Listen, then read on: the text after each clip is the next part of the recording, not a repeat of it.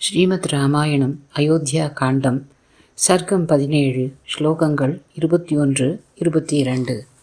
ஸ்ரீ ராகவேதி ரமணேதி ரகுத்வகேதி ராமேதி ராவணஹரேதி ரமாதவேதி சாகேதநாத சுமுகேதி ச சுப்ரதேதி வாணி சதா வதது வதது ராமஹரேதி ஹரேதி. ஸ்ரீ ராகவா, ரமணா, ரகுகுலத்தை தூக்கி நிறுத்துபவரே, ராவணனை அழித்தவரே, லக்ஷ்மியின் மணாளரே, சாகேதத்தின் அரசரே, சுமுகமானவரே, நல்ல விரதம் பூண்டவரே, ஹரே ஹரே என என் நாக்கு எப்பொழுதும் கூறிக்கொண்டிருக்கட்டும் என்கிறார் ராம கருணாமிர்த ஸ்லோகத்தில் ஆசிரியர். அயோத்தி மக்கள் ஹரே ராம என்ற மந்திரத்தை இடைவிடாது உச்சரித்து கொண்டே ராமனை சூழ்ந்து கொண்டும் தொடர்ந்து கொண்டும் வந்தனர். ஒவ்வொரு வார்த்தையும் இனிமையாக தடங்களின்றி வந்தது கவியிடமிருந்து. ஆம், ஸ்லோகம் இதுதான். 21வது ஸ்லோகம் எளிமையான ஆனால் வலுவான அர்த்தம் கொண்டது. சர்வாகா சமதிக்ரமிய கக்ஷ்யா தசரதாத்மஜா. அதோ ராமன் கவியின் மனக்கண்முன் சர்வாகா சமதிக்ரமிய, அனைவரையும் எந்த ஆடம்பரமும் இன்றி சமதிக்ரமிய மிக அழகாக அவ்விடத்தை விட்டு அகன்றாராம். இன்னும் உள்ளே கக்ஷ்யா சென்றான். சக்கரவர்த்தி தசரதனின் மகனான ராமன் வழிவிட மறுத்தனர் மக்கள்.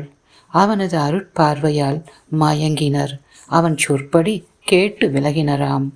சந்நிவர்த்திய ஜனம் சர்வம் சுத்த அந்தப்புரம் அத்தியகாத் மிக்க பொலிவுடன் நுழைந்தான் ராமன்.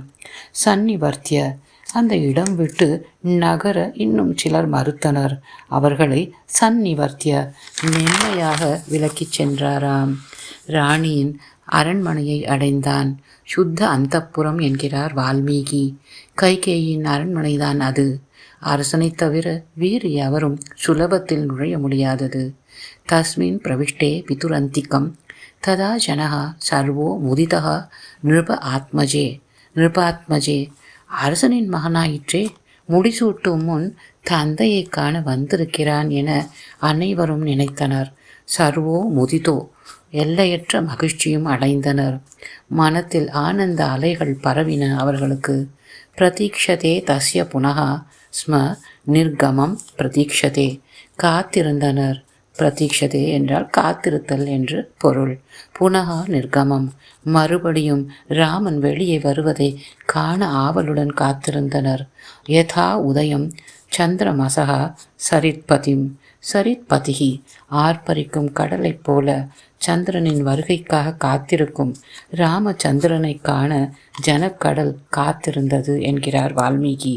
குருஜி பட்டம்மாவிற்கு நமஸ்காரம். குருஜி வேதாந்தத்திற்கு நமஸ்காரம். பிரியமுடன் சந்திரா.